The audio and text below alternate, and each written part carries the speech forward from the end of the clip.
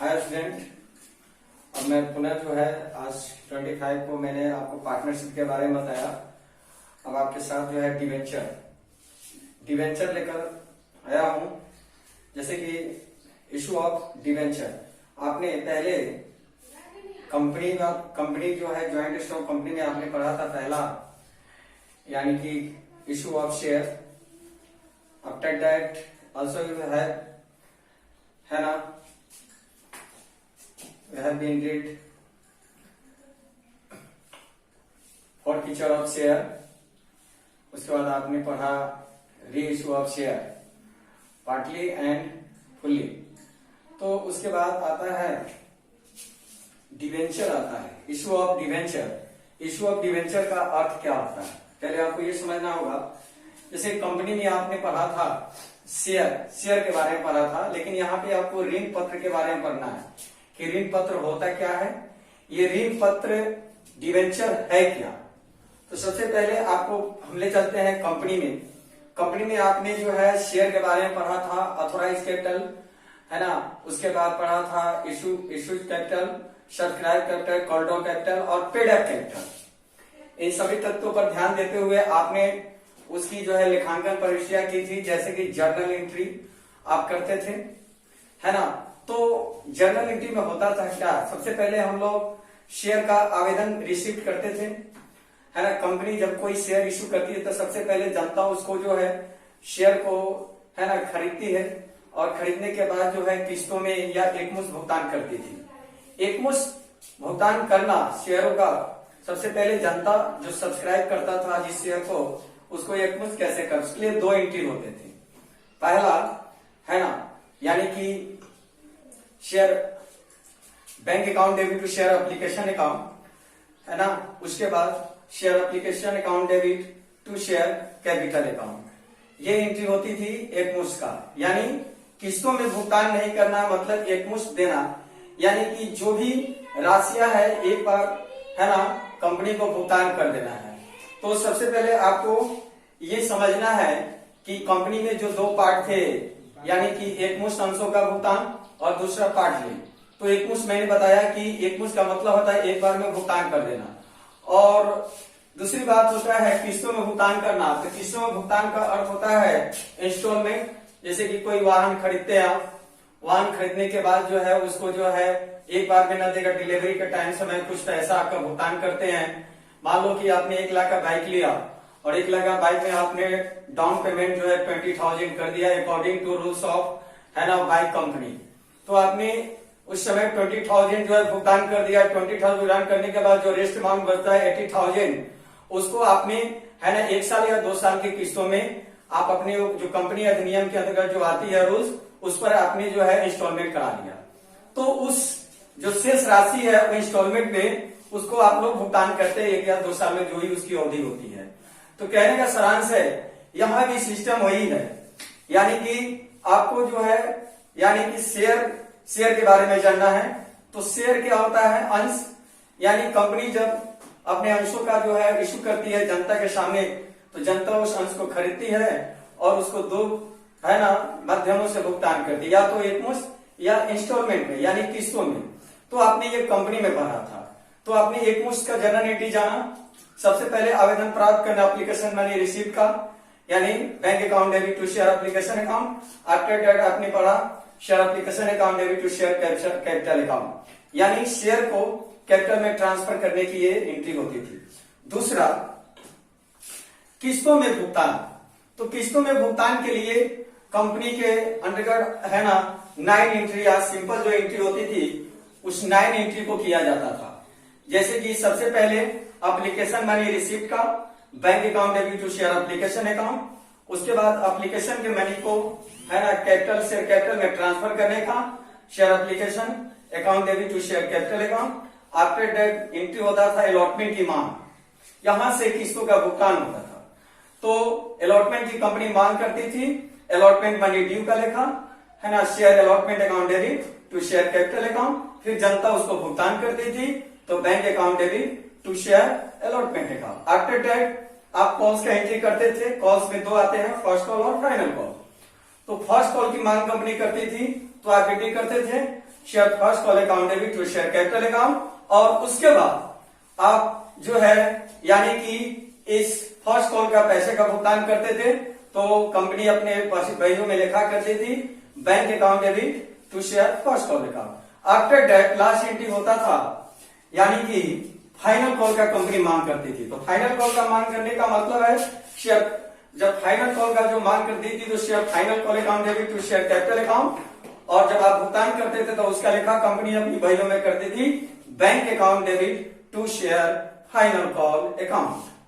After that last में जो entry होती थी, कंपनी जब शेयर इशू करती है तो कुछ न कुछ उसका खर्चा होता है, तो उस खर्चे का भी कंपनी लेखा करती थी। खर्चा कंपनी के लिए है ना लॉस होता है, इसलिए आपको अकाउंटेंसी में 11th में 3 रूल्स दिया गया था, है ना, यानी जो प्रिंसिपल रूल्स और जो गोल्डन रूल्स है वह 3 है अकाउंटेंसी का। पहला था रियल अकाउंट, पर्सनल अकाउंट और नॉमिनल अकाउंट। डेबिट वार्ड कौन सी है ना, and credit ward goes out. जो रियल अकाउंट का था बहुत सारे आइटम थे इसके। उसके बाद आपने पर्सनल अकाउंट के बारे में जाना था, यानी debit the receiver and credit the giver. उसके बाद आप नॉमिनल अकाउंट के बारे में जाना था, यानी debit all expenses losses and credit all gains and income. ये खर्चा हानि का यानी नॉमिनल अकाउंट में लिखा होता था। तो मेरा कहने का सारांश है बच्चे, उसी तरह खर्चा कंपनी जब कोई करती है तो ये नॉमिनल अकाउंट में जाता है, और नॉमिनल अकाउंट का लास्ट जो एंट्री खर्चा का कंपनी करती थी इशू ऑफ एक्सपेंसेस है ना, और issue of share account debit to bank account, यानी कैश गोज आउट होता है, खर्चा कंपनी के लिए लॉस होता है, इसलिए बैंक को क्रेडिट किया जाता है। इशू ऑफ एक्सपेंसेस है ना, और इशू ऑफ शेयर को डेबिट किया जाता है। तो ये रहा कंपनी की साधारण एंट्री आप करते थे। उसके बाद 4 फीचर आपने पढ़ा था। 4 फीचर के बाद री इशू पढ़ा था। 4 फीचर की बहुत सारी एंट्रियां होती थी। शेयर, पहले ये जानना है कि शेयर को इशू करने का टाइप क्या होता है। शेयर 3 तरीके से इशू किया जाता था, है ना। There are 3 type of issue of share है ना ऑफ द कंपनी। फर्स्ट होता था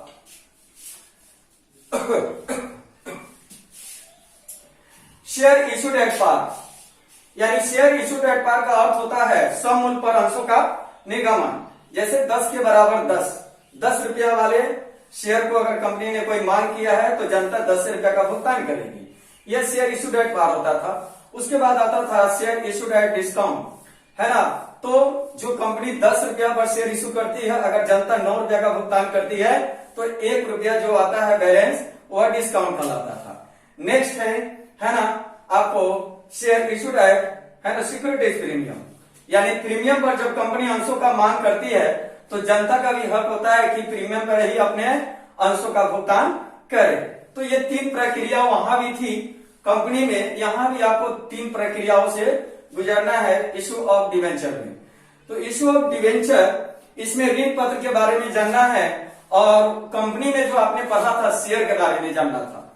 तो इसी तरह हम लोग जो है ऋण पत्र के बारे में जानने का कोशिश करेंगे। तो भाई सबसे पहले है ना फर्स्ट ऑफ ऑल आपको समझना क्या है कि इस ऋण पत्र और डिवेंचर में अंतर क्या होता है।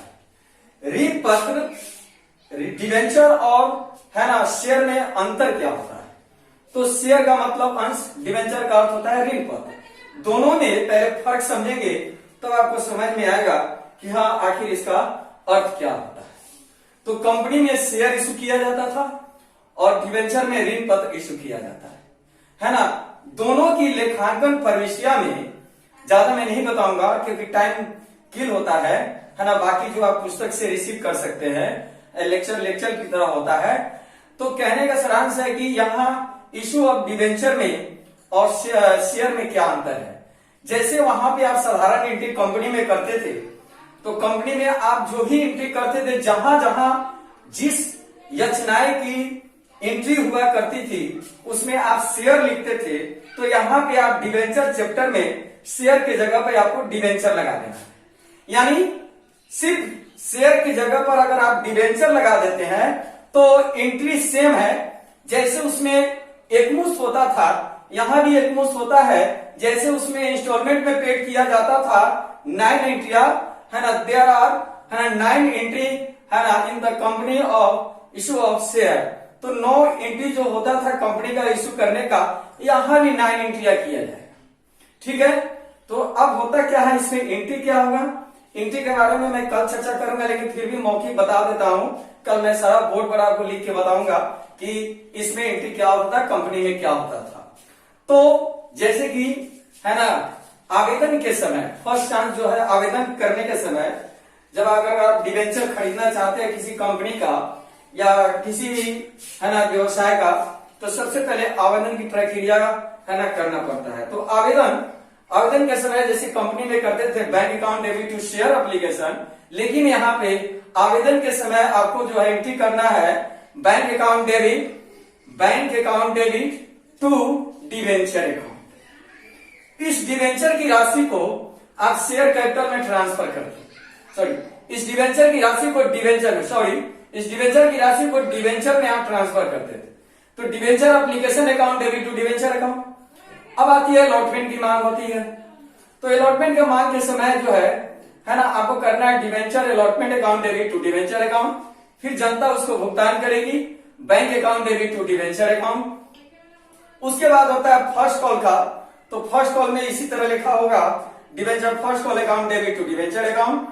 फिर उसके बाद जनता भुगतान करेगी फर्स्ट कॉल का, तो bank account debit to debenture account. आता है लास्ट में फाइनल कॉल का, जब कंपनी फाइनल कॉल, डिवेंचर की जो फाइनल कॉल की राशि जब मांगती है, तो उसका आप लोग लेखा करेंगे जैसे कंपनी में करते थे, उसके यहाँ पे शेयर को डिवेंचर में बदल लेना है, यानी debenture final call account debit to debenture account. और लास्ट जो है जनता भुगतान करेंगे, जैसे कि आप और हम किसी कंपनी को भुगतान करेंगे, तो आप एंट्री करते हैं bank account debit to debenture account. Okay, then आपको ये सब यानी कि अंतर है। तो कंपनी जो विद्यार्थी, अब आपको लास्ट में कर रहा हूं, जो विद्यार्थी कंपनी अगर सही ढंग से पढ़ लिया, उसको डिवेंचर में कोई दुविधा नहीं आएगी। थोड़ा सा बहुत चेंज है जो आगे आपको पढ़ना है ना, यानी तो उसके बारे में आगे बताई जाएगी, लेकिन सिंपल जो है इशू ऑफ डिवेंचर या इशू ऑफ शेयर में कोई फर्क नहीं है।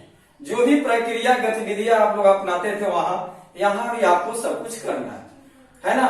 तो अब सवाल उठती है कि सबसे पहले मैंने आपको अंतर बताया कंपनी और डिवेंचर में क्या है, तो इसके बाद आपको अब देखना है इसकी डिफिनेशन या कॉन्सेप्ट क्या है।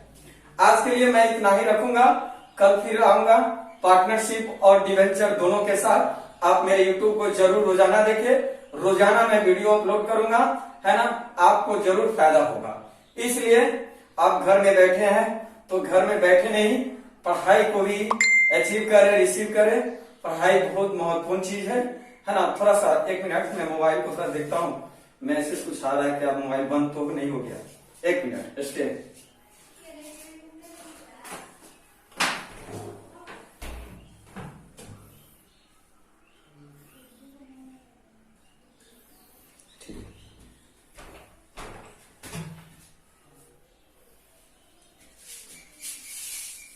ठीक है स्टूडेंट, ओके, फ्रेश है। बहुत परेशानी होती है क्लासरूम और, है ना, मोबाइल पे या किसी कैमरे के सामने जो है किसी तरह का जो है अकेला जो है ड्राइव करना। तो कैमरा चल रहा है, तो आगे मैं बता रहा हूं आप लोग को कि अब इसके बारे में आपको जानना है कि डिवेंचर का कॉन्सेप्ट, डिवेंचर कहते हैं किसे, इसका अर्थ क्या होता है। यहाँ पे सब कुछ वर्णित है, लिखा हुआ है। जरा मैं इसके बारे में विस्तृत रूप से चर्चा करूंगा, फिर कल जो है आप लोग को जर्नल एंट्री बताया जाएगा और फिर आपका जो प्रॉब्लम होगा वो प्रॉब्लम शुरू होगा। तो आपको यहाँ देखना है इसकी कॉन्सेप्ट या डिफिनेशन होता क्या है।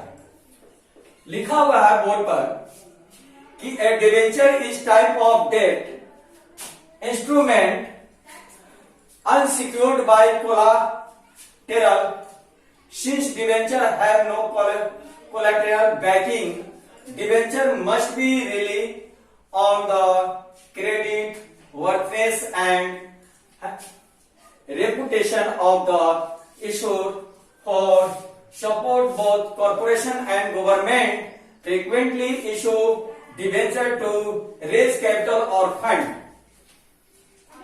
स्पष्ट है? आप बोर्ड पहले देख लीजिए क्योंकि आपको उतारने में परेशानी नहीं हो।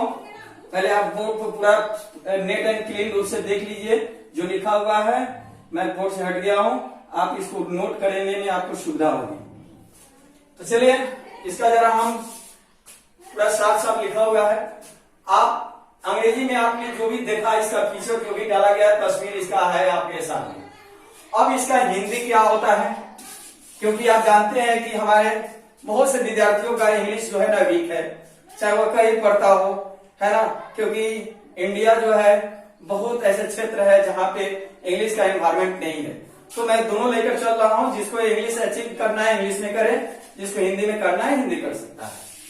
तो नेक्स्ट है आपका इसका हिंदी के बारे में जानना है, हिंदी क्या होता है। स्पष्ट लिखा हुआ है कि ऋण पत्र एक प्रकार का ऋण पत्र होता है जो भौतिक संपत्ति या कोलाट्रल द्वारा सुरक्षित नहीं होते। ऋण पत्र केवल समान साख और इशूकर्ता की प्रतिष्ठा से समर्पित होता है। आगे आते हैं, इसे कंपनी के कैपिटल का हिस्सा नहीं माना जा सकता। नेक्स्ट है, डिवेंचर पर कंपनी यानी इंटरेस्ट देती है। अधिकांश ऋण पत्र ब्याज की एक निश्चित दर का भुगतान करते हैं। यह जरूरी है कि शेयरधारकों को लाभांश देने से पहले ब्याज का भुगतान किया जाता है। अब आता है इसमें कुछ जो है जस्टिफाइड किया गया है, तो आपको समझ लीजिए कि टोटल बोर्ड पे है, यानी कंपनी का अर्थ होता है डिवेंचर इशू करना, है ना। तो कंपनी डिवेंचर इशू करती है और शेयर भी करती है, लेकिन फिलहाल आपको यहाँ पे डिवेंचर के बारे में जानना है।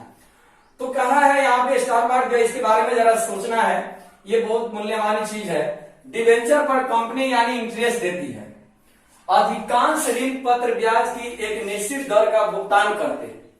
यह जरूरी है कि शेयर धारकों, जो आपने शेयर इन्वेस्ट किया है, शेयर धारकों को जिसको आपने शेयर खरीदा है ना, तो शेयर धारकों को लाभांश देने से पहले ब्याज का भुगतान किया जाता है। यानी जब आप डिवेंचर खरीदते हैं तो डिवेंचर खरीदते हैं तो जो उस पर ब्याज होएगा, तो पहले ब्याज कंपनी नहीं देगी, पहले आप पर आपको है ना लाभांश घोषित करती है। After that now you can receive the interest. तो अब चलते हैं जरा इसके बारे में देखते हैं और क्या कहता है। अकॉर्डिंग टू जस्टिस चिफी, जस्टिस चिफी क्या कहते हैं, जरा इसके बारे में ध्यान देना है। यहां पे जस्टिस चिफी कहते हैं कि ऋण पत्र एक प्रपत्र है जिसमें पूंजी और ब्याज की वापसी की शर्तें होती है, और जो ऋण पत्र निर्माण करता है अथवा है ना स्वीकार करता है। यानी अब इसको समझिए, ऋण पत्र एक प्रपत्र है। एक प्रपत्र मतलब एक लिखा हुआ आज्ञा पत्र है जिसमें पूंजी और ब्याज की वापसी की शर्तें होती है। मतलब जो आप कैपिटल इन्वेस्ट कर रहे हो तो कैपिटल कितने दिनों के बाद आपका रिटर्न होएगा ब्याज के साथ। उसके बाद लिखा हुआ है कि और जो ऋण पत्र निर्माण करता है, जो डिवेंचर का निर्माण करता है अथवा स्वीकार करता है। अब आते हैं भारतीय कंपनी अधिनियम 213 की धारा 2 अंडर सेक्शन 30 के अनुसार ये क्या कहता है, जरा इसके बारे में आप देखेंगे। लिखा हुआ है कि भारतीय कंपनी अधिनियम 213 की धारा 2 अंडर सेक्शन 30 के अनुसार अकॉर्डिंग टू 2 अंडर सेक्शन 30 ऋण पत्र के स्कंद बॉन्ड तथा एक कंपनी की अन्य प्रतिभूतियां शामिल होती है, चाहे वह कंपनी की संपत्तियों पर प्रभार के रूप में हो या नहीं, है ना। आप देख रहे हैं क्या लिखा हुआ है, कंपनी अधिनियम 213 की धारा के अनुसार ऋण पत्रों के स्कंद बॉन्ड तथा एक कंपनी की अन्य प्रतिभूतियां होती है यानी शामिल होती है, चाहे वह यह कंपनी की संपत्तियों पर प्रभार के रूप में हो या नहीं, यह पाता है। तो ये आपको मैंने बच्चे डिवेंचर के बारे में आज बताया। ओनली आज जो है आपको डिफिनेशन और कुछ आपको है ना डिस्टिंक्शन के बारे में बताया, डिवेंचर और शेयर में अंतर क्या होता है। कल मैं फिर आपके साथ है ना यानी कि लाइव रहूंगा, इसमें आपको कल बताऊंगा कि इसके जर्नल प्रविष्टियां क्या होते हैं, है ना, लेखांकन प्रक्रिया क्या होते हैं, कुछ इसके रूल्स है, उस रूल्स को फॉलो करना है। फिर आप कंपनी में जैसे जर्नल एंट्रिया करते थे, यहाँ पे मैंने पहले भी बताया कि शेयर और डिवेंचर का अंतर है, बाकी सब एंट्री वही होता है। आगे चलकर हम लोग जो है जो भी पढ़ेंगे थोड़ा सा अंतर आएगा। तो इसलिए आज मैंने इतना ही, इस पर मैं 2 घंटे से लगातार आप लोगों को, आज 25 है, मैंने जो आपके साथ एग्रीमेंट और प्रॉमिस किया था, मैंने पहले पार्टनरशिप दिया आपको, उसके बाद इशू ऑफ डिवेंचर यहाँ पे मैंने आपको दिया। अब इसके बाद मैं कल जो जर्नल परीक्षा ले जाऊंगा, तो प्लीज आपसे रिक्वेस्ट है कि मैं जो भी देता हूँ उसको कृपया आप नोट करेंगे, है ना, बहुत फायदा मिलेगा। आप जहां के भी विद्यार्थी हो आप कंपैरिजन कर सकते हैं, है ना, पढ़ाई आपको एकदम टॉप क्लास की मिलेगी। इसलिए आप कॉपी कलम लेकर बैठेंगे और मेरे जितने भी लिखा हुआ मटेरियल उसको नोट करेंगे, है ना, रेगुलर क्लासेस आपको दिया जाएगा। तो आपसे लास्ट में आप यही कहना चाहता हूं कि आप लोग खुश रहे, आबाद रहे, अपने परिवार की रक्षा करें, क्वारंटाइन 90 पर ध्यान दें, है ना, कोविड-19 पे, और अपने घर परिवार को की रक्षा करें, सभी को आदर सत्कार करें, और हैव ए नाइस डे।